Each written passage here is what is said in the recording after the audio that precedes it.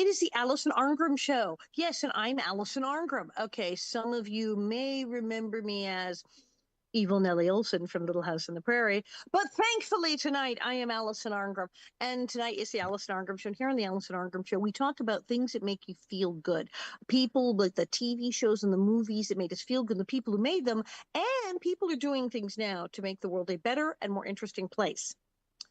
I don't know if this show will make you feel good specifically tonight, I gotta tell you. But you will feel better knowing that this man I'm about to talk to is on the job fighting a really screwed up, incredibly terrible thing. Um, this guy is amazing. This guy's amazing. Harlan just turned me on to him. I've just met him now, and I'm like, wow. I don't know how he does it all. I'm reading his resume here. Eduardo Gonçalves has been a speechwriter for British politicians. He runs a government department. He's run a government department in the Middle East, helped save the world's most endangered big cat, the Iberian lynx, from extinction. Former journalist with the BBC, he exposed a major nuclear accident cover-up and secret human radiation experiments. What he's been doing is fighting big trophy hunting and horrible, horrible abuse of animals. You know him for Tippi Hedren, who has her fabulous sanctuary, Shambhala, where animals that have been abused here in the U.S., she rescues them. Well, so you've heard about all the things like caged hunting. Yeah, just like taking a shot at an animal can't go anywhere. Unspeakable things are going on like this all over the world, but the extent to which people are taking this is way beyond anything you probably even thought of. You went, oh, yeah, yeah, people hunt. Oh, no, no, no. People are doing weird stuff. And there was a campaign out of ban trophy hunting. There was a documentary, there were books. And my guest, Eduardo Gonçalves, has the absolute scoop on all of this. And reading what he has said is horrifying, but we're going to find out about it. Welcome to the show, Eduardo. Thank you very much indeed, Alison. I'm just, I'm reading all of these things and just going, okay, oh my God, what is wrong with people? You hear about hunting. This is not hunting. I'm going to go shoot an animal because I need to eat it. This is not hunting. This is not, oh, culling the herd because we had some deer and there were too many and we're going. This is none of that. This is absolutely none of that. This is people finding animals to shoot they shouldn't even be shooting. Also, this is the anniversary of the death of the lion Cecil. That's right. It's 10 years, 10 years since Cecil was killed by that Minnesota dentist, Walter Palmer. And I mean, you'll probably remember at the time, it was an absolutely huge news story across America, across the world. And I think one of the reasons that it was such a big news story is that people were shocked and horrified to learn that this was still going on. You know, this is something that belongs to the 18th, 19th century when British explorers first arrived in Africa and were shooting lions and leopards and writing wonderful adventurous stories about The their, pit helmets and the and they don't realize, and they didn't realize in 2015 when this happened that there was still going on, and hence the horror. But here's the thing, you know, since Cecil was killed in 2015, trophy hunters have shot another 10,000 lions, another 10,000 lions. And in fact, trophy hunters are shooting tens of thousands of endangered animals every year. So cheetahs, polar bears, leopards, elephants, rhinos, hippos, monkeys. I mean, the list just goes on and on and on. Safari Club International, which is the biggest trophy hunting body in the world, it has a record book. It's a bit like the Guinness Book of World Records. And in it, it classifies over 900 species and subspecies which it takes record entries in. In other words, it will accept entries, and they have got this network of about 2,500 official measurers spread around the world. So if you shoot a big lion and you think it's so big that it deserves a place in the record book, you contact one of these official measurers, and they'll come along. Firstly, they'll wait for they measure the skull, and what they do is they boil the skull first, hey, take the skin ha, off, yeah, and then when it's dried, then they measure it firstly from top to bottom, from the top of the head to the bottom of the chin, and then all the way across, and they add the numbers up in inches, and it's got to be at least 23 inches total to merit a place in the record book. And there are some trophy hunters that have got, I mean, dozens of entries. I mean, one guy who comes to mind immediately is Steve Chancellor, who's quite a prominent donor and fundraiser for the current president. And he has broken the world record for shooting the world's largest lion. In fact, he's got two currently in the all-time top 10. And he currently holds the world record for shooting the largest leopard ever known to humanity. And him and his wife and his son have got entries in the record book for shooting huge leopards and elephants and rhinos and so on and so forth. And the industry doesn't just have record books, it has award schemes that encourage and give prizes to the people who shoot the most animals. So, for example, I mean, George Harms, he's a New Jersey property developer. He's won around 80 different prizes.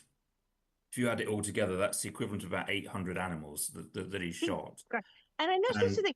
You name names. You're very specific. You're not like, hey, this is happening. You're naming all the organization. You're naming people by name. And this guy who lives in, they know you're naming names. Have any of these people come after you, threatened you, sued you, made a fuss about this?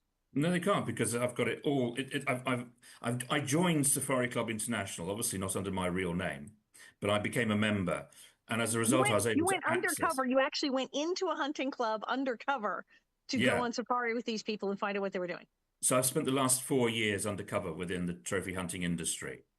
And during that time, along with a colleague of mine, we met with trophy hunters, we spoke with them, we corresponded with them.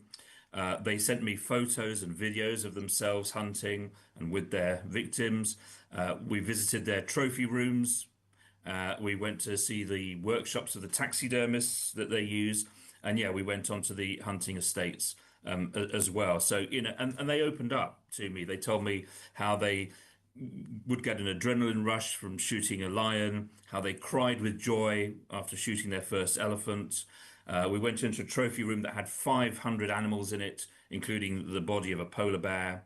We were showed around estates where you could shoot rhinos, and where, in fact, the owner he said that he'd shot a giraffe himself there because he thought it was gay. What? What? Yeah, Wait. yeah, yeah. I know. I'm sorry. I thought the giraffe was gay. He thought it was gay, so he shot it. How do you think a giraffe is gay? Was it? I, I didn't have different color spots than the other giraffes. Why did he think the giraffe was gay? And why I did he mean, need to shoot a gay giraffe? What the hell?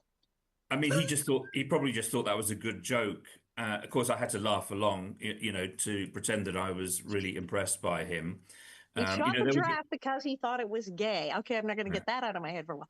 yeah, right. And we had guys who would, they'd be laughing as they told us in the evening. They'd spend the whole day shooting all sorts of animals, and then in the evening they'd have dinner, they'd have a whole load of beers, and then they'd go out and shoot monkeys out of the trees, and they'd say that'd be really Just good for fun, kicks. just like that, just for fun. Now, Cecil the lion wasn't Cecil the lion on a protected preserve. Cecil the Yeah, lion wasn't just loose. Nobody was supposed to be getting anywhere near him. People say, well, we should have animals. Some of them should be in sanctuaries or preserves. Cecil was in a he sanctuary. was. He was in a national park, and the trophy hunting company, Bushman Safaris, they knew that they couldn't go and shoot him there, even though Walter Palmer had all this money. He wanted to go and shoot a big lion, and Cecil was a famous lion because he was, he's particularly beautiful. He had this big black mane, and all these, Fan club. photographic safari people would come and take photos of him, and he was like really used to human. He was a bit of a media star, a bit of a Hollywood diva, really. He loved it when people would come and take photos of him. So he'd allow, the vehicles with the guys with their cameras to come quite close. He would be quite nonchalant, and he would just roll around looking gorgeous.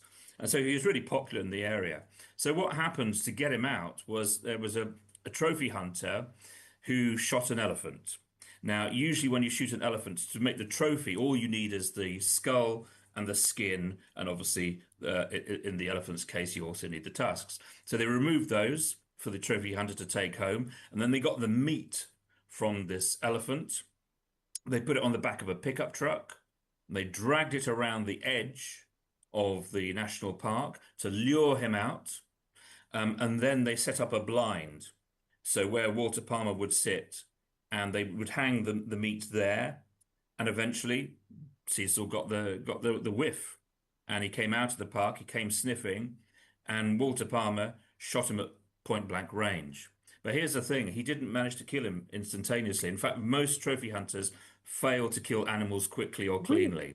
Oh, so Yeah. the mythology of, well, it's humane because it's one bullet through the head. None of that is actually No, happening. no. That none And in of that fact, is true. a number of studies by US authorities have shown that the majority of animals are not killed quickly. They die slow, painful deaths. Some of them are lost completely. And what also happens is that the trophy hunting industry gives you special prizes if you shoot a big game animal with a novelty weapon, such as a crossbow, a bow and Novelty, no, arrow. novelty weapon. Yeah, this is what they call them. This is what they call them for real, and including a revolver. So if you shoot a rhino with a revolver, you're going to get a special prize. If you shoot a hippo with an air gun, you get a special mention in the record book. And Walter Palmer, he liked shooting things with bows and arrows. He'd already shot leopards and other animals with bows and arrows. And he was an award winner with Safari Club International. And he wanted a special award for shooting African big game animals with just a bow and arrow. So he shot Cecil with a bow, failed to kill him. Now he had a choice. He could have put Cecil out of his misery by shooting him with a rifle. At One least would the animal would die think. relatively quickly. He said no. Why? Because that would invalidate his claim to the prize. So he said, you know what? I'm going to go back to camp. I'll have dinner. I'll have a nice night's sleep. Come back in the morning. The lion will be dead, and I'll take it home. And that's what he did. He went back to camp, had his supper, went to sleep. He came back the following morning. Well, Cecil was still alive. They couldn't see him. He'd actually managed to drag himself under a bush, but they could hear him because his lungs were literally filling up with blood. So he was making this horrible rasping sound as he was literally struggling for breath. And anyway, so Walter Palmer shot him with a second bow, and and as we know, that eventually killed him. And of course, they then realized that he had a radio collar on him because he was part of. He was on a. He was in the park. It was not just a random freak. What? The, No, yes, he was part had of an. a collar, had a radio collar on him, Exactly. and he killed. He was part of an Oxford University study, which was trying to find out what's the big threats against lions at the moment in Africa. What are the things that are killing them? And guess A what? guy That named study, Walter, apparently. well, the study found that the biggest single cause of lion mortality was trophy hunters, right? And in fact, that study led to Zimbabwe, where Cecil was killed, banning the trophy hunting of lions. And indeed, Zambia did the same because there was a study there, found exactly the same thing. But then, of course, the trophy hunting lobby said, whoa, whoa, whoa, you can't stop our sport. They got involved and the bans were lifted. And we now have this catastrophic situation, and I use the word advisedly. In the 1970s, there were around 200,000 lions in Africa. Now, the latest studies suggest there may be only 13,500. That's a collapse of over 90% Yeah, in 5 decades. We are literally looking at the possibility, and there are people in the US administration who believe this could happen. It might be possible that lions could go extinct in the next few decades. I mean, because it's not sooner. just the number of lions that are being shot. There's another thing we need to bear in mind here. It's that trophy hunters, by definition, shoot the largest animals because they're the most impressive. They're the ones that you want the head of above your fireplace or the body of in your living room. So they shoot the biggest animals. And of course, those are the strongest, the fittest animals in evolutionary terms. So this the very opposite of natural selection is going on. And scientists call it Right, exactly. artificial That's selection, yeah. right? Hello. So literally, you've got smaller and weaker lions being left to breed and to pass on their genes. So scientists have found that the gene pool of lions has shrunk by 15% over the last century. And in fact, one of the things I was able to access as a member of Safari Club International was the records of the lions that were being shot by its members. And they show that the lions that they're shooting nowadays are quite a bit smaller than the ones that they were shooting a generation ago. Because There's they only killed all the big ones. exactly, and the only ones that are breeding are small lions that are passing on Ooh. small lion genes. And so the scientists have now said that it could be that you just shoot 5% of the remaining pride male lions, and that will be enough to spark extinction of the species, to make extinction irreversible. And it's not just lions that are being affected. I mean, another example is elephants. So again, the tusks of elephants are smaller than they once were, and you've got a lot more tuskless elephants, adult elephants that have no tusks. Now, tusks serve a purpose. Oh, They yeah. are there, for example, in periods of drought, so that the elephant can find water under a dry riverbed.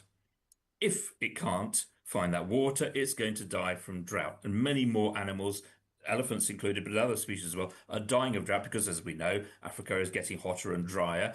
And species aren't able to evolve quickly enough to adapt to these rapid environmental changes. So it's not just the number of animals and the fact that they're shooting and killing large numbers from dwindling populations, they're taking the strongest animals out of the gene pool and thus wrecking the prospects of those species and their likelihood of survival. Now, there's some of the things, I mean, you've included like, because as you said, the quotes never end. There's like a page and a half of like things people said to you in the course of the documentary. And you've written a total of 8 books. There's currently now a trilogy of books about this, plus a documentary. But some of the quotes where you've gotten directly from people because you met these people. My personal record is 20 elephants in 75 minutes, which is literally the title of one of your books. Not even I could tell you all the animals I've hunted, it's in the thousands. But when we talk about the motivation, and we have said 20 elephants, 75 minutes, that this isn't, as I said, there's the mythology of, well, yeah, humane, one both head, there's maybe some logical. No, some of them are saying very peculiar things. I got another shot in, and we got the death moan Mm. that they're looking to actually inflict pain. They're not looking to kill them dead, to eat them. They're talking about pain here.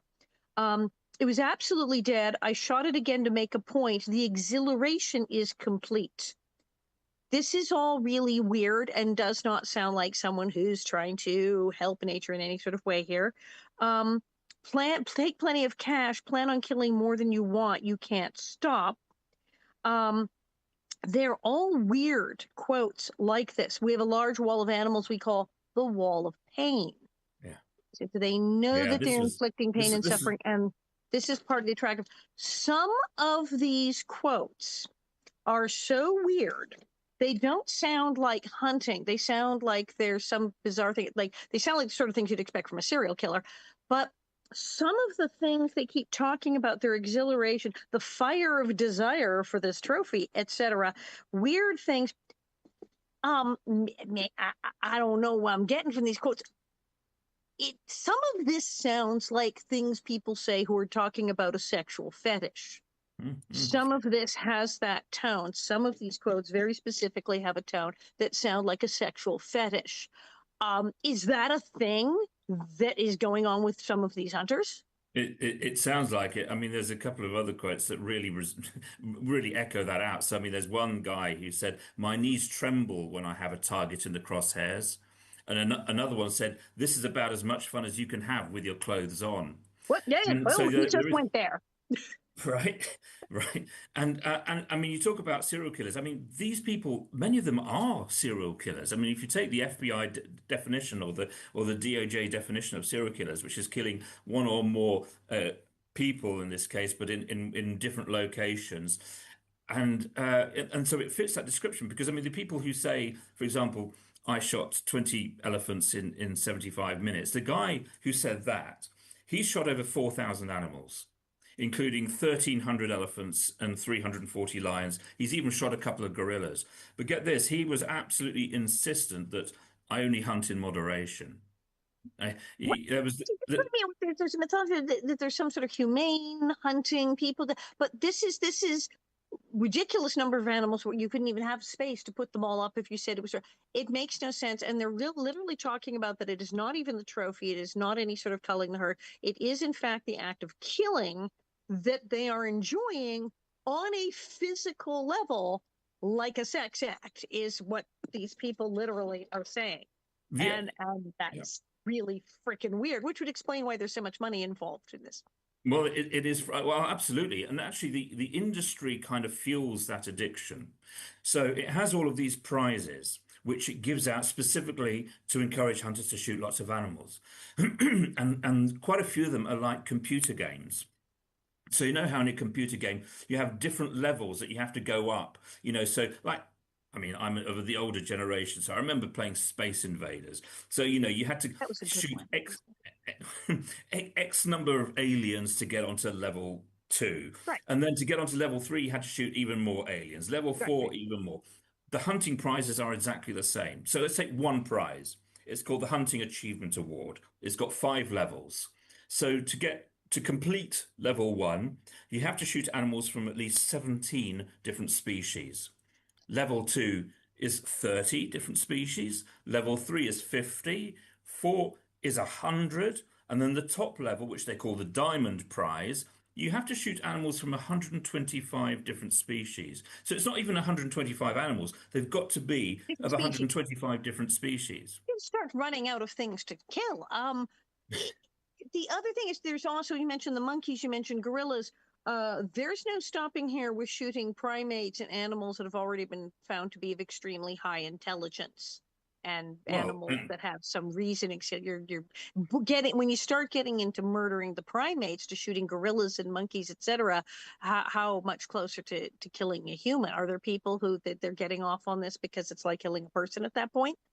Well, there was a British writer, actually, A. Gill, who back in the 90s, I think it was, he went on a trophy hunt to shoot a baboon specifically. And he wrote about this afterwards because he wanted, because they are so close to us genetically, I mean, we share over 90% of our DNA with them. And he wanted to know what it actually felt like to kill a human. And this was the closest that he could get. And yeah, I mean, I mean, trophy hunters shoot around 10 different monkey species. So baboons are a type of monkey. And, vervet monkeys, shakma baboons, grivets, geladas, etc., colobus monkeys. There's a whole range of them. In fact, I was looking at the numbers just earlier today. So trophy hunters shot around 2,500 monkeys last year. And yeah, these are creatures that are, so close to us genetically. And And people who actually have said the words, I really wanted to kill a person, but this was as close as I could get. absolutely. And there was one trophy hunter I spoke to who said, I've got this obsession. I have to go and shoot a baboon. I've got an obsession about shooting a baboon. And and they, but there was 2 words actually that came across again and again and again in the conversations and the correspondence, as the what motivates these people. Because this is what I was trying to get to. It wasn't with this new series of Why? books. Exactly. It was to answer that question, why? What motivates them? And I wanted them to sort of, tell their stories in their own words.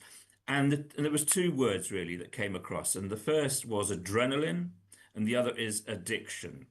So the third book is actually called Mainlining on Heroin.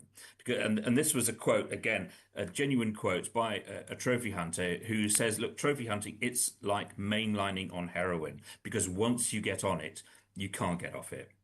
There's And also this, reference to things done with animals. We know there's a lot of problem with things, bears, gallbladders, and things that people use in various medicine. But there's a reference here to lions, lion wine, and lion cake. Now, we've had okay, people swear on our show, so I'm sorry. What in the fuck is lion wine and lion cake? right. So Just what the hell are we even talking about? What is lion wine like? That doesn't even make any sense. What is lion wine? So the, let me just explain a little bit of background. International law, you would think, would protect endangered animals from things like trophy hunting. And you might have heard of laws such as CITES, the Convention on International Trade in Endangered Species. So supposedly that bans or severely restricts any trade in wildlife. So it means that you can't shoot a rhino in order to take its horn and sell that. Which was a big thing for a while. There were people who Was a believed big that thing. rhino horn had magical properties. Yes. Exactly. So it bans poaching. You can't shoot an elephant in order to cut off its tusks and again sell that in the market. And that's all well and good, except there's a great big loophole in that law. It says trophy hunting is fine. So it doesn't matter how endangered the animal is. If you say that you're doing it just for yourself, for sport, or for a souvenir or whatever, that's fine. That's absolutely fine. And so, guess what? The wildlife traffickers suddenly saw an opening through which to conduct illegal wildlife trade through this loophole in international law. So there was one crime syndicate in particular that absolutely mastered this. It was run by a chap in Thailand. And what he would do, he would go to Vietnam, he would recruit prostitutes to get on a plane with him to fly to South Africa. She would pretend to be a trophy hunter. I mean, she'd be plucked from a village or from a slum, and she'd turn up in, jeans and a t-shirt and Just sneakers. grab some Supposedly, poor random girl. Could you be a trophy hunter? Okay, I guess yeah, I'm a trophy hunter. Yeah. yeah, exactly. And she'd be paid what Random. $500 for it, and which of course was for her a great deal of money. And she wouldn't even know how to hold a rifle, let alone how to shoot a rhino. And so the professional hunting guide would actually have to shoot the rhino for her. And then you have, the bit of paper that you have to sign to say that, you're taking this as a trophy for yourself. And of course, they wouldn't even know how to sign because they're illiterate. So they put a cross on a bit of paper. Well, rhino horns worth hundreds of millions of dollars were smuggled into the Chinese traditional market, medicine market, using this loophole. It's Now, like the bear gallbladders and all that stuff we and read that's about where with the bears. gallbladders and the tiger wine and lion wine come into it as well. So, Wine. and this is still going on. So if you look at the CITES trade database, you will see the gallbladders of bears, the genitalia of bears and other animals as well, supposedly as hunting trophies. I mean, how the hell are you going to hang up a gallbladder of a bear above your fireplace? Right, that doesn't happen. But it's and also crocodile and rare lizard skins as well. Now, what the happens in terms of tiger wine and lion cake? So a way to make trophy hunting more accessible to the ordinary person has been to come up with caged lion hunting, what they call canned hunting. So this Cage is hunting. where, I've heard about this because of Tippy right, Hedren. exactly. That's a So big one here in the U.S. is cage hunting. yeah. So what they do is they hand rear lions, but also tigers and leopards for trophy hunters to then shoot in enclosures. And so, for example, there was one guy I remember speaking to who was so proud of the fact that he shot this lion from a distance of 8 yards. Well, of course, he was able to get right up close to the lion because the lion was totally tame. It didn't have a natural fight or flight instinct anymore. He thought this guy was probably bringing it dinner. But And what's and some so of them covered? Some of them they've got like a leash or a thing on their foot. They're tied to the fence. Well, I mean, there have been some very extreme examples, that's for sure. But I mean, there's still Can't go thousands of anywhere. these They're in a lions fence.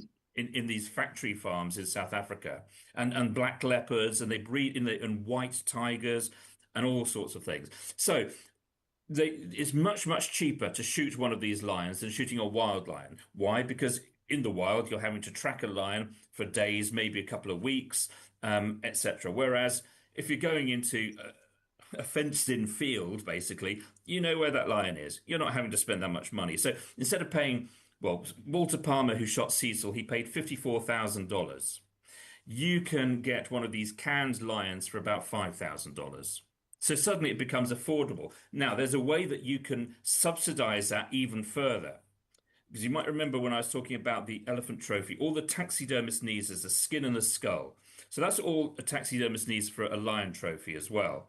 So what you do is you get the skull and the skin, which goes off to the taxidermist. You sell the bones, the skeleton, back to the dealer. So To the either to traffickers. the guy who's bred the animal in the first place, or to one of these many Chinese and Vietnamese dealers that operate in southern Africa. That is then turned into wine or cake. So for the They what wine, smash it, the powder. so Who drinks this? there's different ways of doing it. So some they soak the skeleton and the bones inside of wine. Sometimes they grind it up and add, other bits of bone ground up as well for consistency. I mean, there's also the real premium stuff like, tiger penis wine. You can literally get tiger penis wine as well. That's about $500 a bottle if you fancy that kind of thing. And who could possibly turn that I'm down? dead now. I don't even what the Yeah. yeah, So okay. And yeah, that's how people that buy this. happens. There are people who actually will buy this and put this in their body and drink this.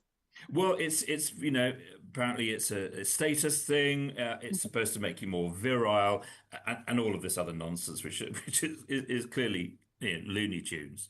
But yeah, so you've got all of these different side industries that are and poaching and illegal wildlife trade that are happening off the back of trophy hunting. And the reason I say it's a really important point to make because people say, oh, poaching is really bad, but trophy hunting, these people are contributing to conservation. No, they are two sides of the same coin. Where It's trophy hunting underground happens, poaching. poaching is done. It's they say we went trophy hunting because that's legal, and then they're selling all the parts off to the people who were doing the poaching for the material. They're Yeah. trafficking in the animal parts where it's illegal to traffic because they're saying, "Oh no, I just got a trophy," but they on the side sold off the stuff to the black market. Exactly. And you've got people who are involved in the lion bone trade who are also involved in rhino horn smuggling. I mean, it is a massive, massive industry. And so much of our wildlife today is under threat. Yeah, I used to work for the World Wildlife Fund, and I was involved in a team that produced the Living Planet report, which looked at the wildlife populations around the world. And the last report that WWF published, which was last year, showed wildlife populations as a whole have declined by 70% since the 1970s. Right, we've got all of these problems, habitat destruction, and you've got climate change, you've got persecution, all the rest of it. Trophy hunting is making a bad situation even worse. I mean, so apart from the fact that it's absolutely immoral, I mean, how can we possibly allow this to happen? We think we're a modern civilized society. We're, and we're doing something which is absolutely barbaric. It feels like something from the Middle Ages. And at the same time, it is wreaking incredible damage on wildlife.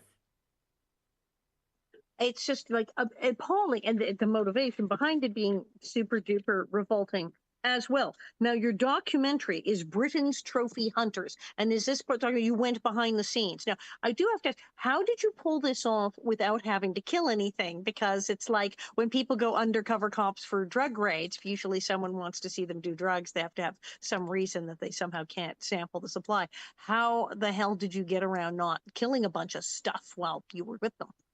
Well, without giving all of our trade secrets away, but we basically had a legend that puts us one step removed, if you like, from being a natural trophy hunter. Very basically, we said we were there on behalf of a very rich trophy hunter and businessman who wanted to get into the business.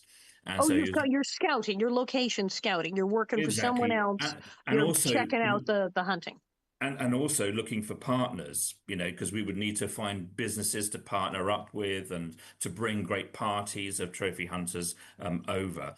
We actually, Because most of these people are there for the money. There's the money as well as the rush. So if you well, just showed up and said, "I'm here for the money. I've got deals to be made and money to be paid to people," they'd let you but hang out. as soon as they see dollar signs and the eyes light up and you'll the doors are open. We actually ended up rescuing a tiger cub as a result of this. It was almost an accident, but this was in fact an investigation, an undercover investigation we did 2 years ago, which was into the canned hunting industry, and so we were taken to these absolutely mind-blowing places where they were breeding white lions, they were breeding ligers, which are a tiger lion hybrid. It's They're not breeding good. white tigers and tabby tigers and black leopards and breeding everything actually, even breeding bobcats and all sorts of things. And again, they were all being captive bred, and so they were pretty tame. You could go right up to them and scratch their noses through the fences, kind of thing. And anyway, we found out there was this very young tiger cub, wasn't very old at all, and already she'd been earmarked to be shot by a trophy hunter in one of these canned hunts. And we thought, oh God, should we try and save her? So we thought, well, we've got to at least try. And essentially, what we did, we said, well, look, our businessman guy back in London, he's very close to making his decision, and he's spoken to a few people. Now, personally, we like you, but we think we can help you seal the deal, which is going to be, make you a lot of money. Why don't you offer him a gift? For example, of this tiger cub The tiger. you will be seen very favorably in his eyes. That will be seen as a sign that you're serious, you want to work with him, and so on. And they fell for it.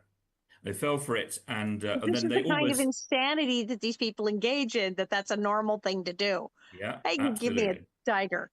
Well, it was, they would, because I mean, the going rate for shooting a tiger was something like 35,000 euros. That's about the same in dollars. And but they thought that they could see millions coming down the line if they went into business with us and our big investor back in London. And so yeah, they said okay, and in the end they started getting suspicious, and then at one point we got a call from the guy saying he was about to go in and actually shoot the tiger himself, and then we had to sort of completely change plans and rush in there and take the tiger. Anyway, we managed by the skin of our teeth to get this tiger cub out. She's called Sally. She's lovely, by the way.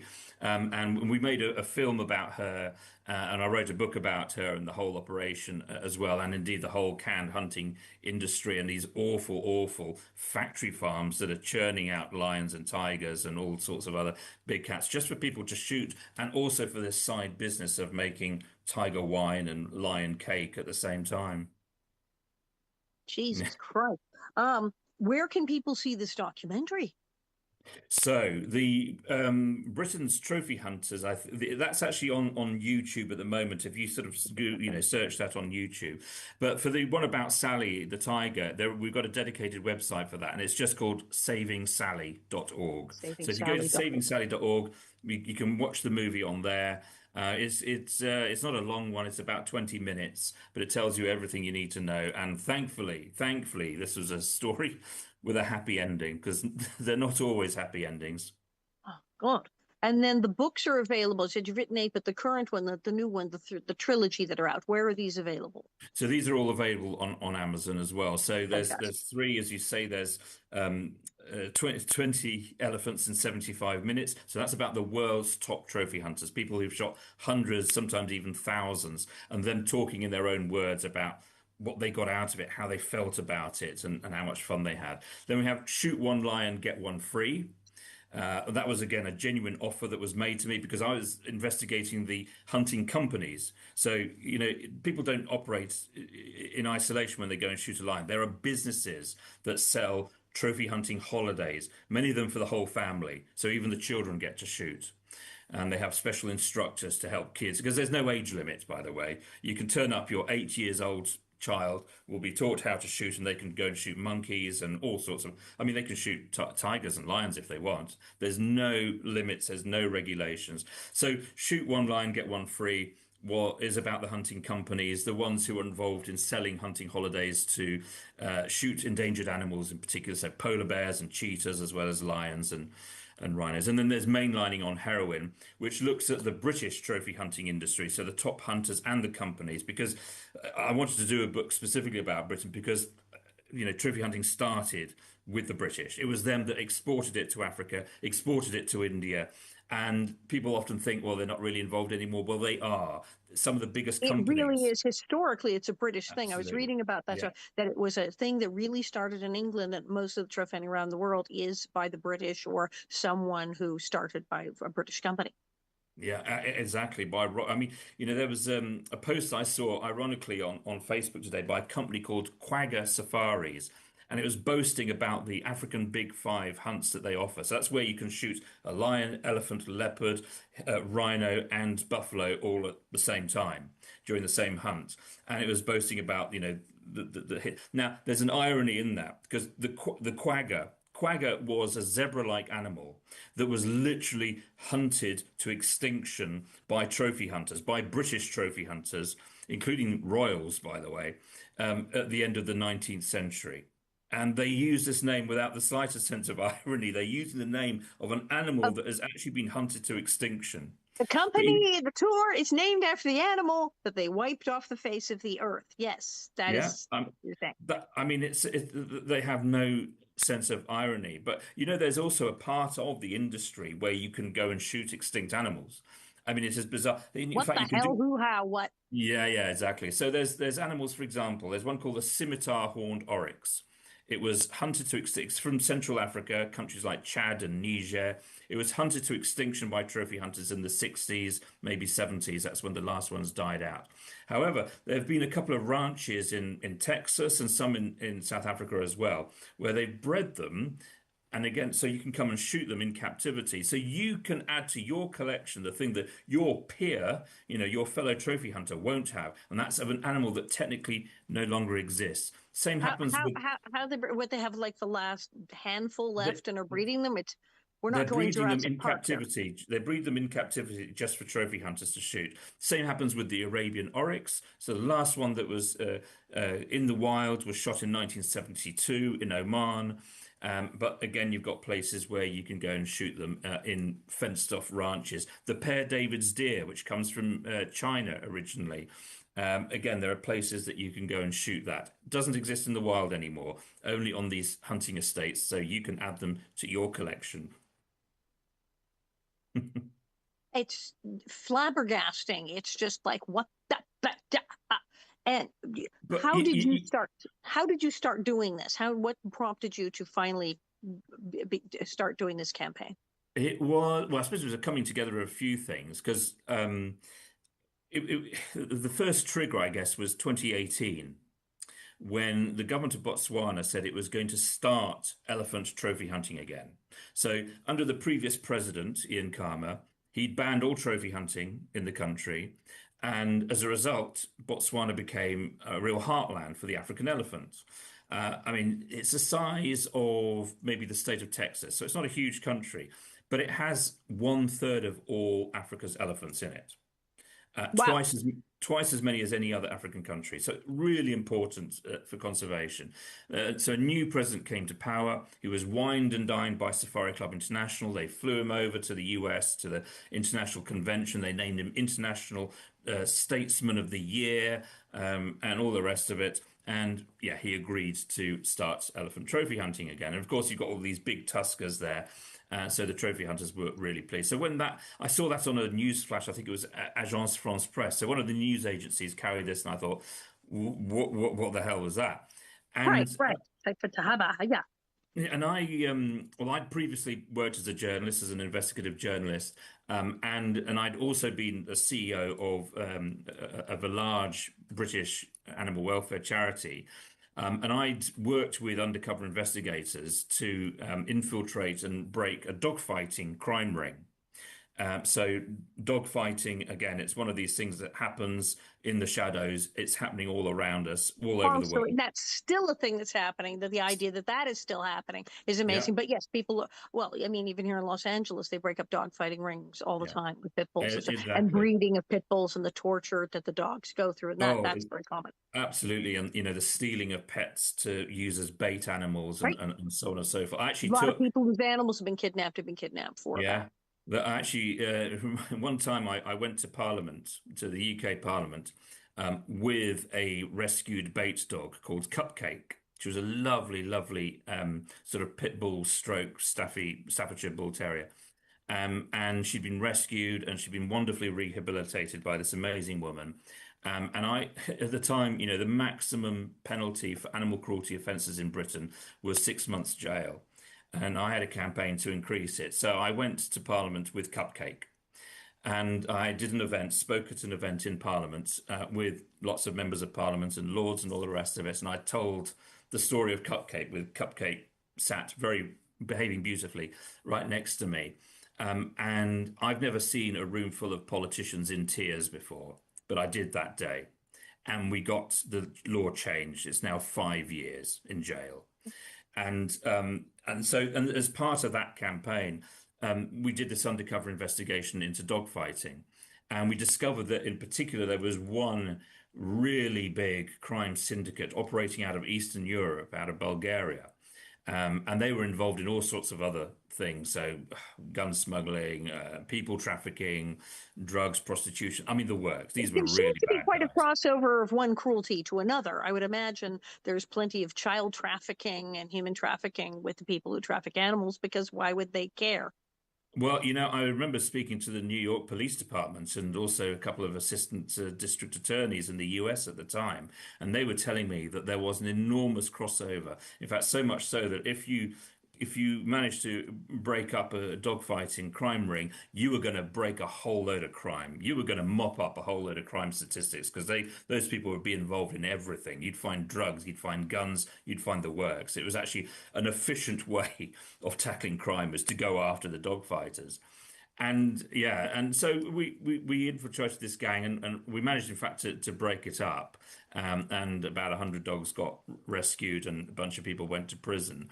And so I teamed up with the same guys that I'd worked with back then on that investigation to start on the trophy hunting work. Um, and to start, getting the contact details of trophy hunters. Often it'd be because I would approach a hunting company and I'd say, hey, listen, you've got some great stuff there. I'd like to come and shoot some of these things. Have you got any previous clients who could provide me with a testimonial, who'd be able to vouch for you? And almost always they would give me phone numbers and email addresses, and I'd be off to the races, and we'd start the contacts there. And then, yes, we also started talking to hunting companies about partnerships and possible business opportunities, and that's how we then got to see the premises, the hunting estates, got introduced to their taxidermists that they partnered with, and some of their leading clients with the most numbers of animals, and so on and so forth. And we had to obviously stay undercover for several years to be able to get as much information as possible without those what the police would say lines of inquiry being shut off. But it was quite a scary world to be inside. And it sounds like that basically the way you got in was not so much saying, "Oh, hi, I want to hunt." You came in and said, "I can make you. I have money. I have money. I have a guy with money. I will give you money. I have a guy with money who will make you more money. Let me in." And they were handing over the friends' phone numbers and saying, "Come on over to the estate." Like that. Basically, it's about the money. It's always about the money. It often is. And, there's a phrase that psychologists use in relation to trophy hunters. They call it a form of costly signaling. So, trophy hunting is a way of showing off your wealth and hence prowess. Because, if you've got a collection of 400 animals, including lions and elephants and rhinos and leopards, you will have spent a lot of money. Remember Walter Palmer, to shoot that one lion, he spent $50,000.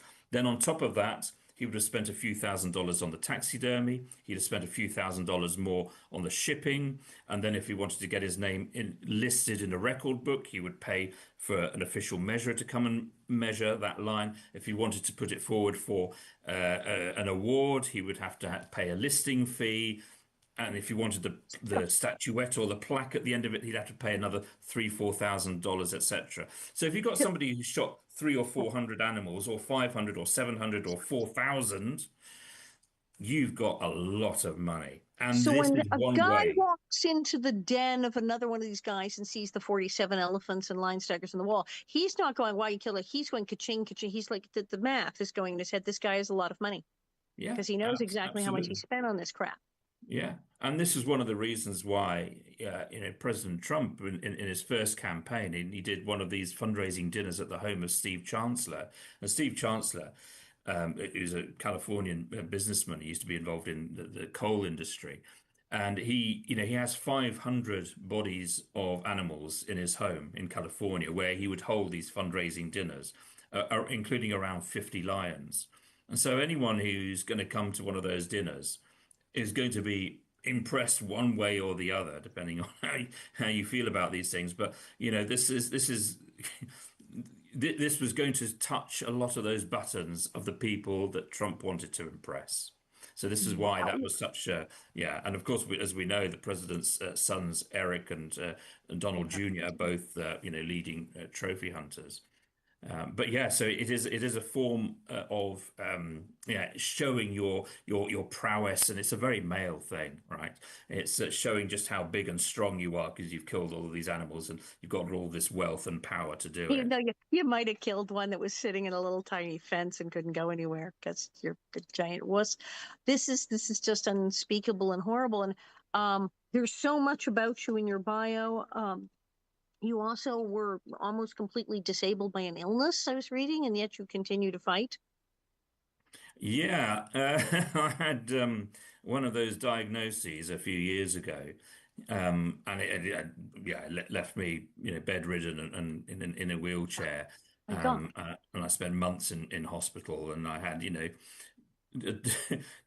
get these, how sometimes you have conversations which were short, but you remember that conversation, however long it happened, really, really clearly. I mean, I remember one, it was my neurologist ringing me saying, "We found a shadow in your brain." And another one, again from a different neurologist saying, the PET scan has shown, you've got lumps everywhere. Your body lit up like a Christmas tree, was what she said, and so on and so forth. So yeah, it was a difficult diagnosis, but it was yeah. In a way, the campaign has helped being a form of rehabilitation because I did actually have to retire from my job from mental for medical reasons. In fact, I was the CEO of a large charity in Britain at the time, and I had to step down. And this was kind of a way of me being able to still do something when certainly everything that my 10 different consultants were saying, you can't really expect to do anything like this ever again. So it's in a way it's been a positive challenge as well. It's just incredible what you're doing. It's just that exactly. It said, "Oh, you won't be doing much." I think you're doing plenty. How do people find you? I have to wrap this thing up. I could sit here for 3 hours and do this. How can people find you and get a hold of you in that way? Learn about all the stuff that you're doing and help out. Well, with trophy hunting, we've got a website. It's just bantrophyhunting.org, and there you can get the books. There's all sorts of resources and more information about trophy hunters, trophy hunting businesses, and the industry, and so on. So everything you could possibly want, and of course, how you can help, how you can get involved, what you can do to bring this stupid, cruel, barbaric nonsense to the end. It should have ended years and years ago, but we can end it now.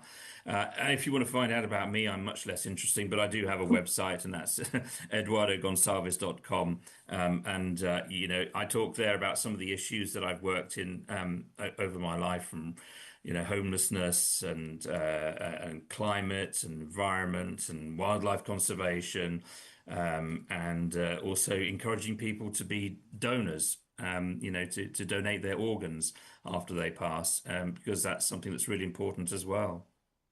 Wow. I am so glad I had you on the show. Thank you. Thank you for coming on the show. I may have to have you back at this rate. Thank you so much. And thank you everyone for watching. And yeah, this is the Alison Arngrim Show, and I'm Alison Arngrim.